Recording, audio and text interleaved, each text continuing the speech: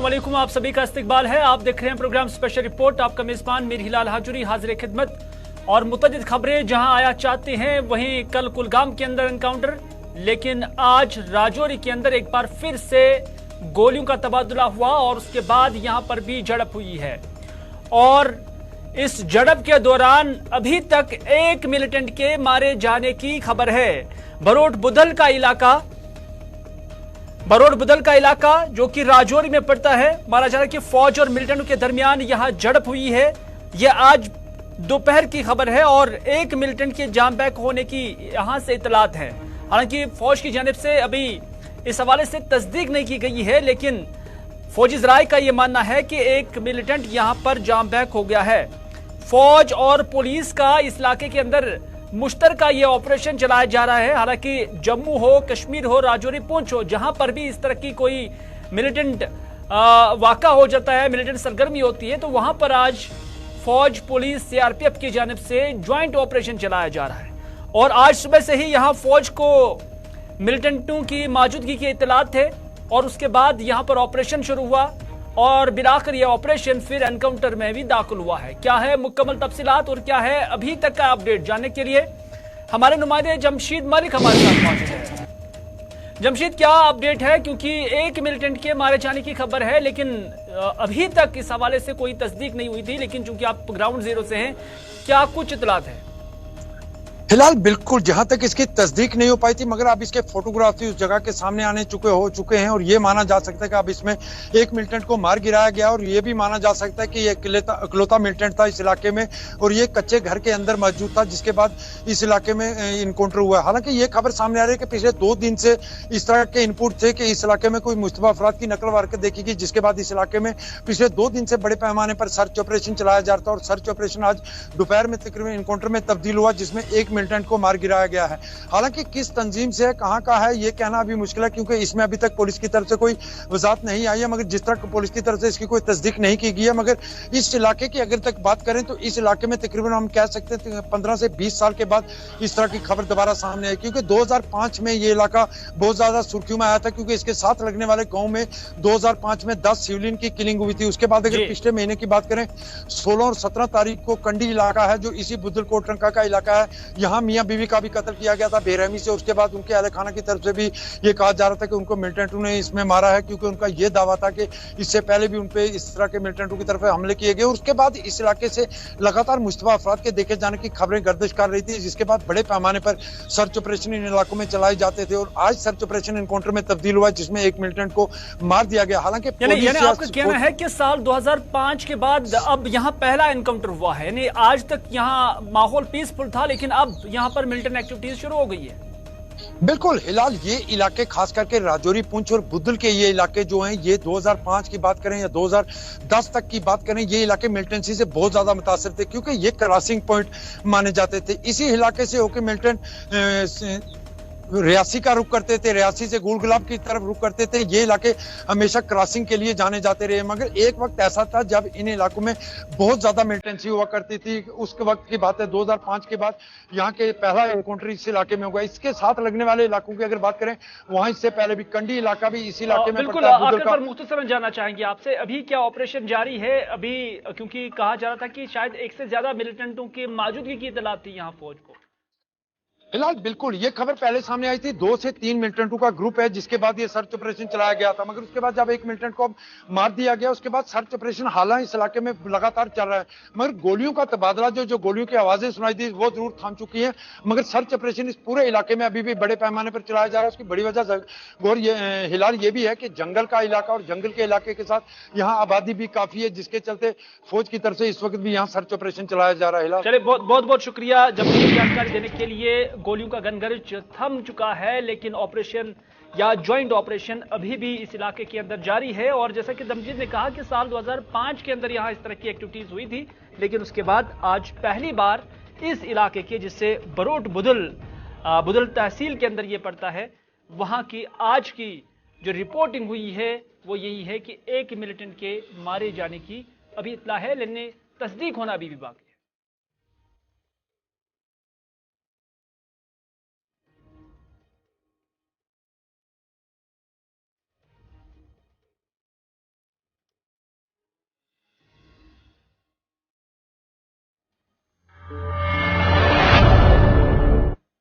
राजौरी के बाद रुख करते हैं कुलगाम का, जहां कल दोपहर ही फौज और पुलिस ने सामरू इलाके का मुहसरा किया था, क्योंकि यहां पर भी फौज को इत्तलात थी कि यहां पर मिलिटेंटों की कुछ सरगर्मियां हैं या उनकी मौजूदगी है।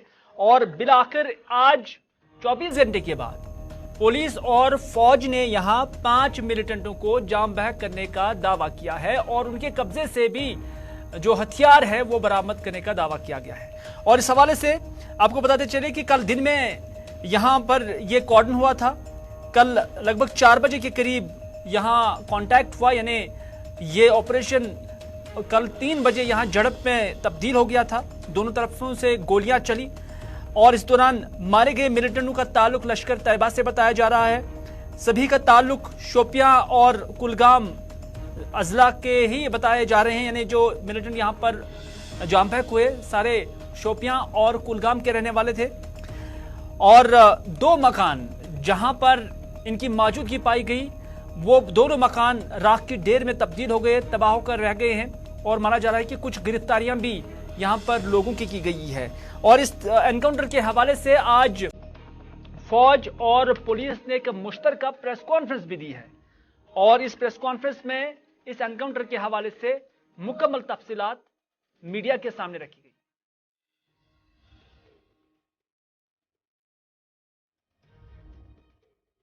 Generated due to the collaborative teamwork of JKP and the Indian Army over a sustained period of time in Kulgaon districts, wherein presence of 5 terrorists were reported in the area of village Samnu in Kulgaon district. Based on the specific intelligence, a joint operation was launched by troops of 34 RR, 9 Para SF, JKP and 18th Battalion, the CRPF Battalion, on 16th November at 1200 hours. The cordon was established with speed and stealth, and while the search was in progress, the terrorists hiding in the target house opened fire on own troops, and the contact was established at 1600 hours. Own troops, ensuring safety of the civilians in the vicinity, evacuated them to safety and carried out a deliberate operation which lasted for over 24 hours. The operation has of 5 hardcore Lashkar-e-Toiba Tanzim and huge cache of warlike stores, which includes 4 AK-47s, 2 pistols, grenades and incriminating material has been found from them. While executing the operation, our troops have been very deliberate and displayed extreme restraint and caution to ensure minimum collateral due to the collaborative teamwork of JKP and the Indian Army over a sustained period of time in Kulgaon districts, wherein presence of 5 terrorists were reported in the area of.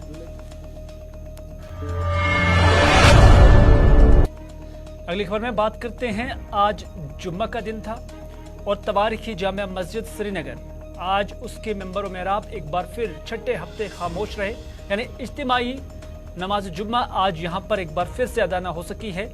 और इस मस्जिद के या इस मेहराब के जो खतीब हैं मीर वजीर कश्मीर मौलवी मोहम्मद उमर फारूक, वो उन्हें भी आज खाना नजरबंद रखा गया था, यानी आज वो यहाँ नमाज की अदायगी के लिए नहीं आए, क्योंकि यहाँ पर आज एक बार फिर से इंतजामिया की जानब से इज्तिमाई नमाज से जुम्मा पर पाबंदी आयद की गई थी। और सरकारी ज़राए के मुताबिक मुमकिना एहतजाजी मुजाहरों, यानी जो फ़लस्तीन को लेकर सूरत हाल आलमी सतह पर बन रही है, उसको लेकर मुमकिना तौर पर कहीं एहतजाज ना हो जाए और उससे अमन कानून की सूरत हाल ख़राब ना हो जाए, उस के पेश नज़र सरकार की जानब से या इंतजामिया की जानब से इस तरह का फैसला लिया गया है।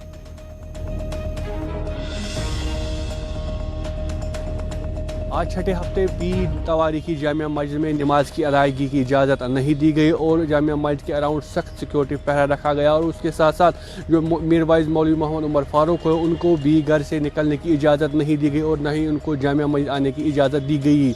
आपको बता दें कि फ़लस्तीन और इसराइल के जंग के बाद खदशात थे कि शायद यहाँ पर अगर नमाज होगी और नमाज के बाद फ़लस्तीन के हक़ में नारेबाजी होगी और उस चीज़ को रोकने के लिए और लॉ एंड ऑर्डर सिचुएशन को मेंटेन रखने के लिए एहतियाती तौर पे जम्मू कश्मीर इंतज़ामिया ने आज एक बार फिर से फैसला लिया है और तवारीखी जामिया मस्जिद है उसको बंद रखा गया। कैमरा पर्सन समीर वानी के साथ मैं फैसल रियाज, श्रीनगर, कश्मीर।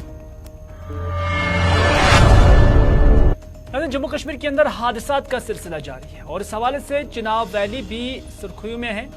और आपको याद ही होगा कि हाल ही में डोडा के अंदर हादसा हुआ था, लेकिन आज राजौरी के अंदर एक और हादसा हुआ है।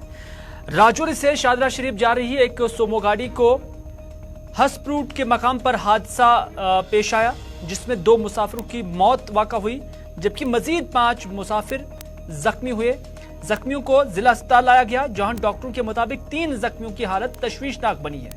दरियासनात जिला तरक्याती कमिश्नर विकास कुंडल ने अस्पताल जाकर जख्मियों का हालचाल पूछा और डॉक्टरों को हिदायत दी कि उन्हें बेहतर इलाज मुआवजा फराहम किया जाए। कुल मिलाकर हादसात का सिलसिला जारी है। कई एक मकामात पर सड़कें इसके लिए जिम्मेदार हैं, लेकिन बेशतर मकामात पर जब हम देखते हैं या बेशतर वाक़ात में जब हम देखते हैं तो ड्राइविंग या कानून की खिलाफ वर्जी, जो ट्रैफिक रूल्स है उसकी खिलाफ वर्जी ही ऐसे हादसात के लिए या ऐसे जानलेवा हादसात के लिए मौजब बन जाती है। हमारे नुमाइंदे जमशीद मलिक ने कई लोगों के साथ बात की है, डॉक्टरों के साथ भी बात की है इस हादसे के हवाले से, और साथ ही साथ जिला तरक्याती कमिश्नर विकास कुंडल से भी उन्होंने बात की। क्या कुछ कहा गया, मुख्तसरन दिखाते हैं। जो है वो राजौरी से जा रही थी, तो हॉस्पिटल के करीब ये एक्सीडेंट हो गया टाटा सुमो का, और इसमें 7 आदमी जो है बैठे हुए थे। तो जब इंजर्ड हमारे पास आए तो 2 जो है स्पॉट की डेथ हो गई है और 5 जो है उनको फर्स्ट एड करके यहाँ पर पीएससी थानामंडी में तो शिफ्ट कर दिया जीएमसी। एक यासिर नाम का जो ड्राइवर था, बंगाई का रहने वाला, सर ऑफ मोहम्मद सैन, उसकी स्पॉट डेथ हो गई है। और एक नगीता डॉक्टर ऑफ चमन लाल जो अगराती की रहने वाली बच्ची थी, तकरीबन 15। जिला तरक्याती कमिश्नर राजौरी यहाँ मौजूद हैं। सर, किस जी, राजौरी से शादरा शरीफ तक एक सुमो जा रही थी जो नीचे गई, खाई में गई। उसमें 7 लोग थे, एक ड्राइवर समेत 2 लोगों की डेथ हुई और 5 लोग जो हैं इंजर्ड हालत में। पहले वो लाए गए थाना मंडी के सब डिस्ट्रिक्ट हॉस्पिटल में, अब उनको डिस्ट्रिक्ट हॉस्पिटल में लाया गया है। 3 लोग जो हैं वो खतरे से बाहर हैं। 2 लोगों का हमारे डॉक्टर साहब पूरी कोशिश कर रहे हैं कि उनको भी बचा लिया जाए। जो भी मदद जो उनको डिस्ट्रिक्ट एडमिनिस्ट्रेशन की तरफ से होगी वो उनको पूरी दी जाएगी। Thank you. देखिए, जो ये एक छोटी गाड़ी जो है टाटा सुमो दुर्घटनाग्रस्त हुई है शादरा रोड पे लगभग 2 घंटे पहले। इसमें जैसे मेरी मेडिकल ऑफिसर जो इंचार्ज हैं थाना मंडी में, डॉक्टर गुलाम चौधरी, उनसे बात हुई थी। 7 घायल जो है वहाँ पे लाए गए थे, जिनको 2 को उन्होंने मृत्यु घोषित किया और 5 को फर्स्ट एड के बाद एसोसिएटेड हॉस्पिटल जीएमसी राजौरी में भेजा। तो जैसे आप देख रहे हो कि 3 जो घायल हैं उनकी कंडीशन जो है वो काफ़ी क्रिटिकल है। एक लेडी जो है वो मिडिल एज, वो उसकी हालत ज़्यादा नाजुक बनी हुई है। तो बाकी 2 पेशेंट जो है वो कंपैरेटिवली स्टेबल हैं। हमारा सभी स्टाफ जो है वो प्रयास कर रहा है कि हम इन सब घायलों की जो है वो जान बचाने में सफल होंगे। सर, क्या किसी को याद, जैसे कि हमने इससे पहले ही कहा कि इस इलाके के अंदर हादसात का सिलसिला जारी है और हाल ही में लगभग 36 के करीब अफराद डोडा के हादसे में शिकार हुए हैं और जाम बैक हुए हैं। कई सारे जख्मी भी हुए हैं और अभी भी कुछ ज़ेरी इलाज हैं। और गुलाम नबी आज़ाद, जिनका ताल्लुक इसी खत्ते से है, डोडा से ही है, और उन्होंने भी उस हादसे पर अफसोस किया और उन्होंने कहा कि इस इलाके के अंदर हादसात का रौनमा होना अब मामूल बन चुका है, लेकिन इसके इदराक के लिए ये देखना जरूरी है कि वजूहात क्या है। उन्होंने कहा कि ओवरलोडिंग, फास्ट ड्राइविंग और जो ट्रैफिक कवानीन है उनकी खिलाफ वर्जी ही ज्यादा तौर पर इन हादसात के लिए मौजूद तस्वर की जा रही है। उन्होंने कहा कि ड्राइवरों को एक प्रॉपर ट्रेनिंग होनी चाहिए, कानून के हवाले से जानकारी होनी चाहिए और इस हवाले से सरकार को भी आना पड़ेगा, एडमिनिस्ट्रेशन को भी ऑन टोज रहना पड़ेगा, क्योंकि इसमें कीमती जानें तलफ हो जाती है और पब्लिक में भी अवेयरनेस की बहुत जरूरत है।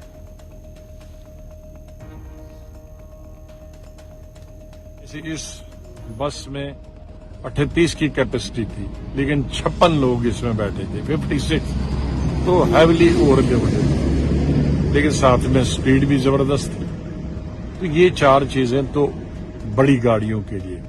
छोटी गाड़ियां जब से ये बैंकों का 5,000 4,000 में भी लोन मिलने लगा, तब से भी चिनाब वैली में तबाही मच गई कि बेकार हमारे बच्चे जाहिर है जरूरत के हिसाब से गाड़ी लेते हैं बैंकों से, अलग अलग 5 सीटर 6 सीटर, लेकिन उसमें भी चढ़ाते हैं 20 लोग, तो एक तो ओवरलोडिंग हुआ। और उसको ट्रेनिंग जीरो है, वो ट्रेनिंग कुछ भी नहीं करते हैं।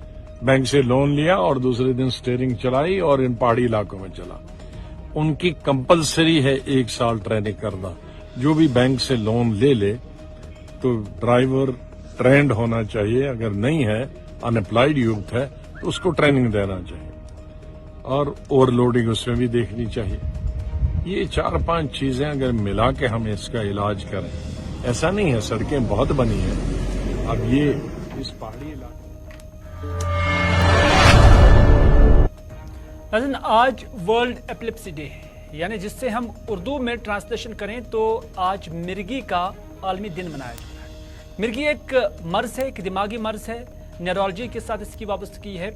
और वादी कश्मीर के अंदर भी एक सरसरी आदत शुमार के मुताबिक 70,000 के करीब अफराद इस मर्ज के अंदर मुब्तला है। और जो डॉक्टर साहिबान इस हवाले से जानकारी दे रहे हैं, उनका कहना है कि यह दरअसल एक ब्रेन डिसऑर्डर है, जिसमें दिमाग की जो इलेक्ट्रिक मूवमेंट है वो तेज हो जाती है, और उस तेज मूवमेंट से एबनॉर्मल अलामात जो है इंसान के अंदर पाए जाते हैं। और ऐसे अमराज को न सिर्फ मुकम्मल और कम से कम 8 घंटे की नींद जरूरी होती है, बल्कि उन्हें कई एहतियात से भी गुजरना पड़ता है। इस हवाले से मारूफ जो न्यूरोलॉजिस्ट है गुलाम हुसैन, उन्होंने गुलिस्तानी से बात की, उन्होंने क्या कुछ कहा आपकी नजर करते हैं। जिसको ये मिर्गिन आई पहली बार इसको डॉक्टर के पास जाना है। डॉक्टर साहब इसके लिए टेस्ट करेगी। उसमें मेन टेस्ट होता है ब्रेन की इलेक्ट्रिकल एक्टिविटी मेजर करने का। तो उसके लिए एक टेस्ट होता है EEG, इलेक्ट्रोएन्केफेलोग्राम। जैसे हार्ट में होता है ECG, ब्रेन में होता है EEG। ये इलेक्ट्रिकल एक्टिविटी मेजर करते हैं ब्रेन का, कि अगर वो ज़्यादा है तो दवाई है उस हिसाब से। और देखना है फिर जब इलेक्ट्रिकल एक्टिविटी देखिए कि किस वजह से हुई, कोई ट्यूमर तो नहीं, कोई मैस तो नहीं, कोई वैस्कुलर एबनॉर्मलिटी तो नहीं, या कोई इन्फेक्शन तो है। उसके लिए CT स्कैन करना होता है, कम से कम CT scan. According to CT scan फिर आगे भी इन्वेस्टिगेशन करनी पड़ती है। मे भी किसी को होता है MRI करना पड़ता है किसी को, ये देखना चाहिए कि किस वजह से है ये एपिलेप्सी। डॉक्टर साहब, इंडिविजुअल लेवल पर एक इंसान को क्या कुछ करना चाहिए इससे बचने के लिए? देखो, ये बचने का कोई ऐसा है तरीका नहीं कि मेरे को कभी ना हो जाए, ऐसा नहीं होता। जिसको ये हो गया अब उसको एक एहतियाती तौर एक तो डॉक्टर के पास रेगुलरली जाना है, जैसे डॉक्टर साहब कहेगा उसकी दवाई खानी। नाज़रीन, सेहत बहुत ही कीमती है और हर किसी को इसका ख्याल रखना चाहिए। आपको याद ही होगा कि आज एक ऐसा सीजन चल रहा है जिसे वायरल सीजन कहा जाता है। आज नज़ला, खांसी, बुखार है, और जब डॉक्टर साहिबान के साथ बात करते हैं तो वो ये कहते हैं कि ये सीजन बहुत ही फर्टाइल है इस वायरल इन्फेक्शन के लिए। और डॉक्टर GR अहंगर जो मारूफ मालिज है, उनका कहना है कि दरअसल मौसमी खजा या सरमा के इब्तदाई अयाम इन वायरल बीमारियों का सीजन होता है। इससे बचने के लिए जरूरी है कि अपने आसपास के माहौल को साफ पाक रखें, घरों में भी सफाई का एहतमाम करें, पानी गर्म पिया जाए, जो फैटी ग़िज़ा है वो कम किया करें, और साथ ही साथ जो स्मोकर्स हैं उन्हें भी स्मोकिंग तर्क करनी चाहिए।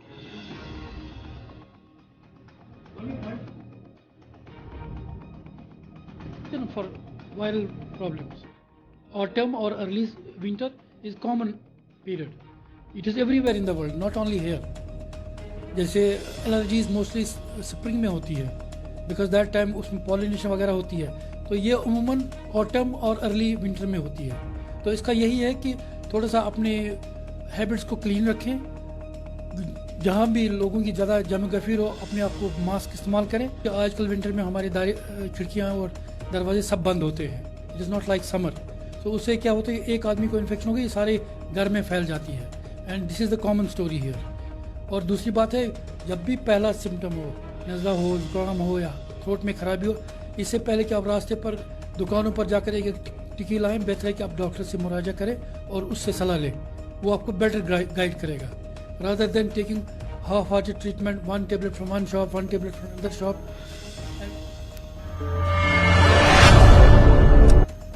इधर जल जीवन मिशन के डायरेक्टर डॉक्टर गुलाम नबी यतू यानी GN यतू ने कहा है कि हाल ही में जो बैक टू विलेज 5 शुरू हुआ, उस दौरान अवामी राब्ता मुहिम के दौरान लोगों को जल जीवन मिशन के तहत आगाही दी गई है, जबकि मुतअद्दिद मकामात पर वाटर सैंपलिंग की गई है। उन्होंने कहा कि फिर इन सैंपल्स की टेस्टिंग भी की गई है। उन्होंने मजीद कहा कि मौजूदा वक्त में करीब 98 लैब्स कायम की गई हैं, जहां पर माहिरीन की जानिब से पीने के साफ पानी की टेस्टिंग की जा रही है।